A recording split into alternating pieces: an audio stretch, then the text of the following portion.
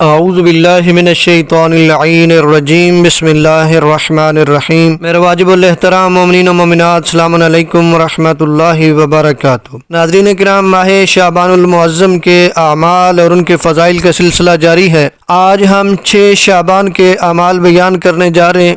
ماہ شعبان ماہ رمضان سے پہلے تربیت ماہ رمضان کا مہینہ ہے، عبادت کا مہینہ ہے، تلاوت قرآن کا مہینہ ہے، دعا اور استغفار کا مہینہ ہے۔ ماہ شعبان عبادت کا مہینہ ہے۔ اس مبارک مہینے کے اعمال بہت سارے ہیں، کچھ اعمال مشترکہ ہیں اور کچھ مخصوص اعمال ہیں، دنوں کے بھی اور راتوں کے بھی۔ 6 ماہ شعبان کے اعمال بیان کرنے جا رہے ہیں، لیکن اس سے پہلے روزے کا ثواب نبی اعظم صلی اللہ علیہ وآلہ وسلم بیان فرماتے ہیں کہ جو شخص ماہ شعبان کے 6 روزے رکھے گا، خداوند متعال اس کی 70 قسم کی بلائیں دور کر دے گا۔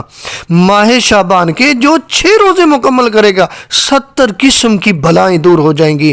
اور شب شش میں ماہ شعبان کی نماز، یعنی ماہ شعبان کی چھٹی شب کی نماز، 5 اور 6 شعبان کی درمیانی شب کی نماز، نبی اعظم صلی اللہ علیہ وآلہ وسلم بیان فرماتے ہیں کہ کوئی شخص اگر ماہ شعبان کی چھٹی شب میں 4 رکعت نماز بجا لائے، ہر رکعت میں الحمد کے بعد سورہ اخلاص 50 مرتبہ پڑھ لے، تو خداوند عالم اسے خوشبختوں میں شامل کر لیتا ہے، اس کی قبر کو کشادہ کر دیا جاتا ہے۔ اس حالت میں قبر سے باہر نکلے گا کہ اس کا چہرہ ماہ کامل کی طرح چمک رہا ہوگا، اور یہ کہتا ہوا باہر آئے گا، اشہد اللہ الہ الا اللہ وحدہ لا شریک لہ واشہد ان محمد عبدہ ورسولہ۔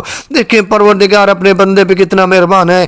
پروردگار کیا کچھ عطا کرنا چاہتا ہے اپنے بندے کو۔ اس مہینے میں انسان کوشش کرے، اس مہینے میں اپنے پروردگار کو راضی کرے۔ اس مہینے کے مشترکہ اعمال بھی ہیں، 70 دفعہ ہر روز پڑھے استغفر اللہ واسألہ التوبہ، اور ہر روز 70 مرتبہ کہے استغفر اللہ الذی لا الہ الا هو الرحمن الرحیم الحی القیوم واتوب الیہ۔ اس مہینے کا بہترین عمل صدقہ و استغفار ہے۔ اس مہینے میں 70 مرتبہ استغفار کرنا گویا دوسرے مہینوں میں 70,000 مرتبہ استغفار کرنے کے برابر ہے۔ اگر صدقے کی بات آ جائے تو صدقہ دیکھیں، فرماتے اس مہینے میں صدقہ دیں، اگرچہ نصف خرما ہی کیوں نہ ہو، اس سے خدا اس کے جسم پر جہنم کی آگ حرام کر دیتا ہے۔